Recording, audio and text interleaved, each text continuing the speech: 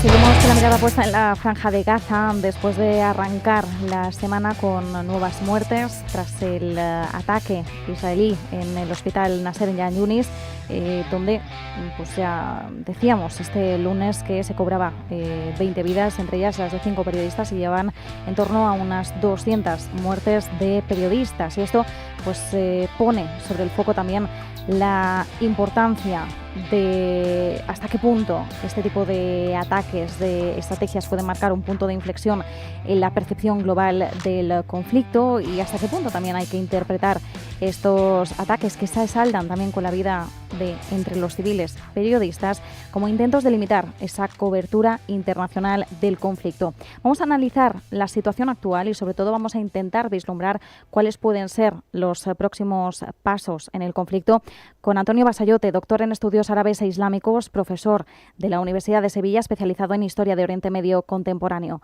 Antonio, ¿qué tal estás? Muy buenas tardes. Hola, buenas tardes. Muchas gracias, Antonio, por acompañarnos y además también en una nueva temporada que arrancábamos este lunes. Me gustaría hablar de este último ataque israelí con el que comenzábamos la semana. De hecho, entre las organizaciones de periodistas internacionales se hablaba del golpe más mortal hasta la fecha en aquellos periodistas que cubren la información para medios internacionales. Este ataque marca un punto de inflexión en esa percepción global del conflicto. Vimos la reacción de algunos líderes europeos. Luego te preguntaré por las últimas palabras de Merz. Hoy hemos conocido también la perspectiva de China, pero ¿qué simboliza en una sociedad y en un contexto en el que la población gazatí ya enfrenta hambruna, desplazamiento y donde se vive un colapso sanitario?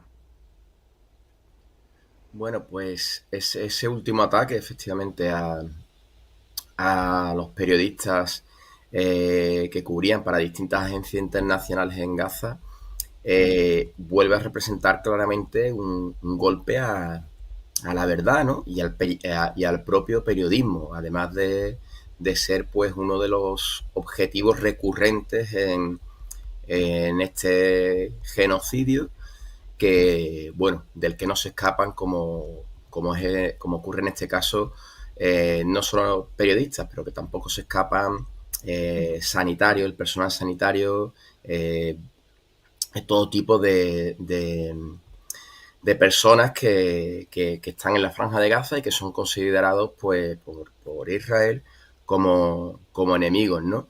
Hemos de recordar en este sentido también que el ataque a un hospital es una grave violación del derecho internacional humanitario. Bajo ninguna circunstancia, en ningún caso,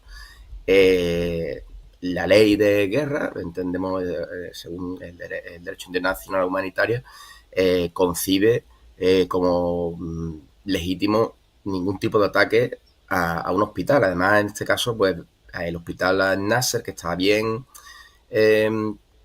localizado y que estaba siendo uno de los pocos que quedan, funciona parcialmente y es uno de los poquitos que quedan al sur de Gaza, ¿no?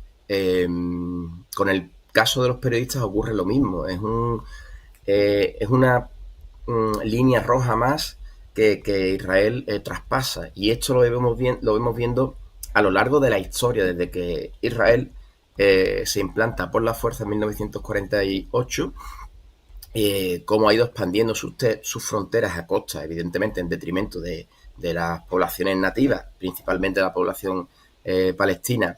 Se ha ido dejando hacer y bueno, pues en los últimos 2 años, casi 2 años ya, desde octubre de 2023, Israel está traspasando una tras otra todo tipo de líneas rojas, y pues el problema es que la comunidad internacional lo está permitiendo. Mientras que lo permitamos, pues Israel no va a parar en absoluto, va a seguir hasta completar esta solución final que tiene el gabinete de Netanyahu para el pueblo palestino.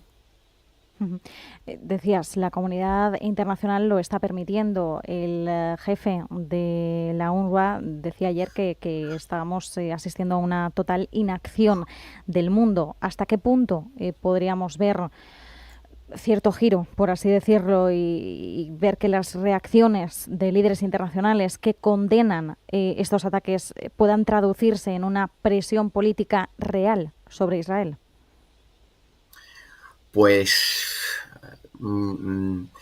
por una parte, yo soy pesimista porque ha habido tantos momentos en los que parecía que la comunidad internacional, hablo sobre todo de gobiernos, actores políticos internacionales, eh, con peso específico, con capacidad de presión, que cuando, por ejemplo, cuando España intentó liderar el reconocimiento de Palestina, que bueno, que ya era desde antes de octubre de 2023, Palestina era reconocido por la mayoría de los Estados miembros de la Organización de Naciones Unidas, pero se está incrementando ese reconocimiento para incrementar la presión diplomática.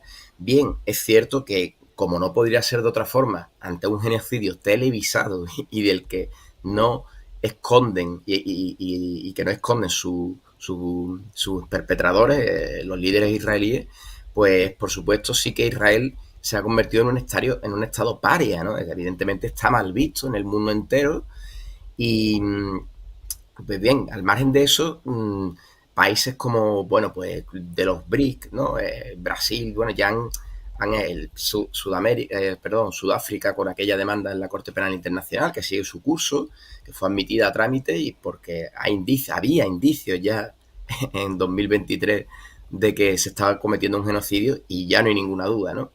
Hay un consenso internacional de los mayores expertos y por lo menos en el mundo académico y jurídico de los especialistas, está claro, hay un consenso unánime de que Israel está perpetrando un genocidio.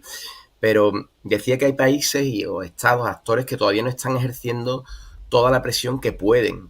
Eh, Países miembros de la Unión Europea como España siguen sin ejercer el embargo de armas. Esto es algo lamentable y que nos hace partícipes de este terrible crimen contra la humanidad, del crimen de crímenes, que es el genocidio, ¿no? Por lo tanto, nos urge a la sociedad civil a seguir presionando, en este caso, al gobierno de España, que, pues bueno, parece que está de vacaciones, ¿no? Evidentemente, eh, puede que, en septiembre todo, bueno, hay una propuesta de reunión urgente para las Naciones Unidas, hay estados importantes como Australia, Reino Unido, que, que preveían reconocer al Estado de Palestina y puede que quizá bueno, pues a partir de septiembre, octubre, haya más presión diplomática, pero es que no solamente hace falta presión diplomática, hace falta una mayor compromiso y bueno, y también en este sentido también se espera, por ejemplo, a China, ¿no? Que Ujú. tienen mayor potencial.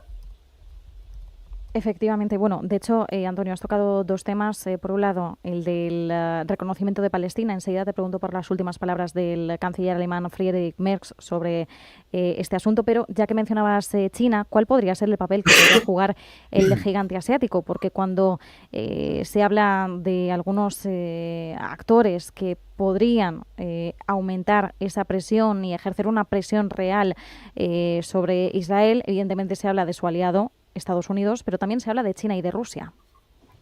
Sí, es cierto. China, pues parece que la política exterior en Oriente Medio parece un poco, ¿cómo diría yo?, pues paralizada, ¿no? Que ha vuelto, digamos, a un perfil más bajo desde que se apaciguó el conflicto con Irán, ¿no? Ujú. Eso sí le preocupaba más a China por los intereses eh, estratégicos de provisión de crudo, gas natural, etcétera, y otras cuestiones de ese ámbito. Pero con respecto a Gaza, es verdad que se ha pronunciado en el día de hoy, esta misma tarde Ujú. hemos sabido que ha instado de nuevo a Israel, y digo de nuevo porque ya lo hizo el 8 de agosto y lo hizo, creo recordar, el año pasado, pero no deja Ujú. de ser una declaración más, ¿no? En este caso es verdad que ha sido contundente, ha sido, pues bueno, instando a que eh, cese las hostilidades sobre Gaza y que llegue a una solución, pues bueno, final, ¿no? En el sentido de un alto al fuego definitivo. Ujú. Pero ahora veremos a ver si China pues se involucra con otro tipo de medidas, porque el potencial tiene, además tiene capacidad de movilizar a otros muchos actores, de forma que podría activar un frente multilateral como el que parecía concretarse en otros momentos, como decía, algunos países del llamado sur global o de los BRICS, decía Brasil, Sudáfrica, Ujú. estuvieron muy activos, ¿no? Con esa iniciativa diplomática de la denuncia por genocidio en la Corte Penal Internacional, y con la ruptura en muchos casos de relaciones diplomáticas o al menos de embargo de armas, pero todavía está por ver como si se queda solamente en unas palabras, como suele siendo, como está siendo el caso hasta ahora, o pasa a una acción de mayor presión y movilización, como digo, de otros países, efectivamente. Ujú. Mientras tanto, sí que me gustaría rescatar esas declaraciones de Friedrich Merz, el canciller alemán, hoy en una conferencia conjunta con su homólogo canadiense, con Mark Carney, ha dicho que Alemania considera que no se cumplen las condiciones para el reconocimiento de Palestina y que por ello Alemania no se va a sumar a esa iniciativa en la conferencia de Naciones Unidas del mes que viene.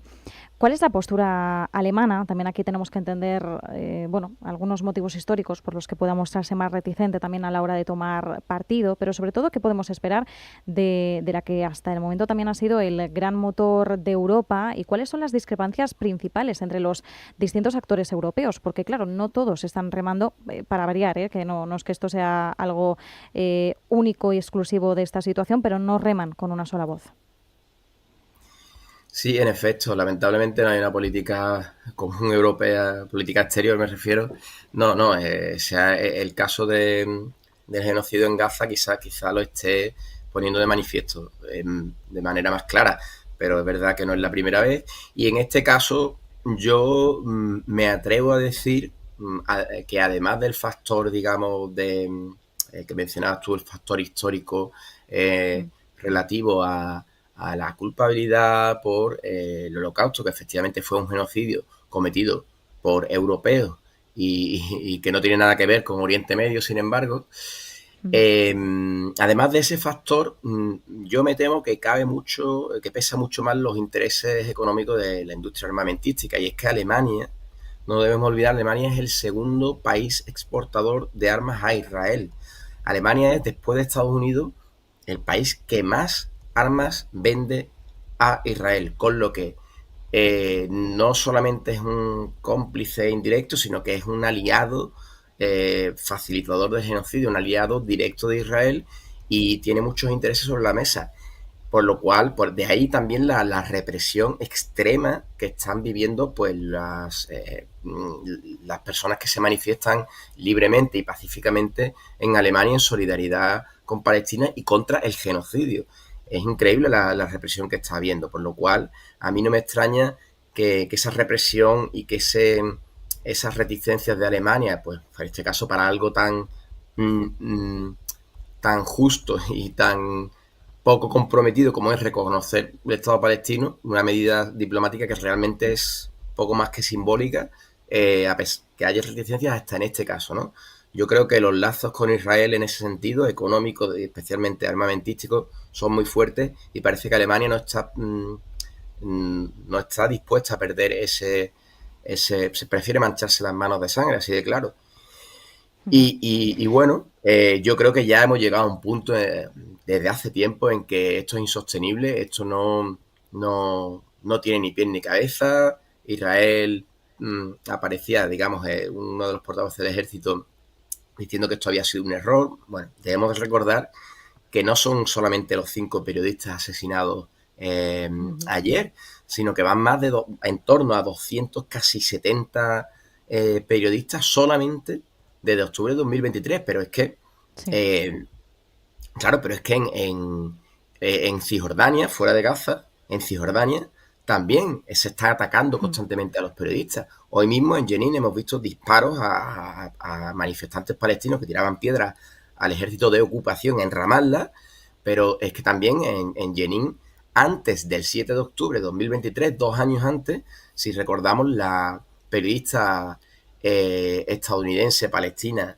de doble nacionalidad, Shireen Abu Akleh, corresponsal de Al Jazeera, una veterana muy querida, conocida en Estados Unidos y, bueno, pues a nivel internacional en el mundo del periodismo, fue ejecutada con un disparo un disparo en la cara cuando iba perfectamente pues identificada, ¿no? Y bueno, pues Israel se lavó las manos, dijo que iba a abrir una investigación, se constató que efectivamente había sido asesinada por un francotirador israelí y no ha pasado nada, por lo cual esto no es un error, ni es un caso puntual. 270 periodistas asesinados ya es una auténtica barbaridad. Y bueno, pues Alemania está totalmente equivocada, ¿no? En este sentido. Si hablamos de derecho internacional humanitario, si hablamos desde el punto de vista ético de derechos humanos, pues bueno, estamos en este caso, está clara la situación. Bueno, y como bien indicas, el patrón erosiona la credibilidad y esto es lo importante en el análisis. Antonio, quería hacerte una última pregunta, aprovechando que todavía tenemos unos pocos minutitos. Bueno, esta semana arrancábamos con un total ya de 300 muertes por hambruna. Hoy se suman otras 3 más, no van a ser las únicas. Más de 500.000 de gazatíes ya están en situación de hambre extrema y sabemos que pueden ascender a más de 600.000 personas a finales del mes de septiembre. En cuanto a la hambruna, ¿cuáles son los escenarios que se vislumbran si se extiende esta crisis de una forma todavía mucho más prolongada? Pues bueno, como tú bien has dicho, digamos citando a la Organización Mundial de la Salud y a la Organización de Naciones Unidas, tanto a la Agencia de los Refugiados Palestinos, a la UNRWA,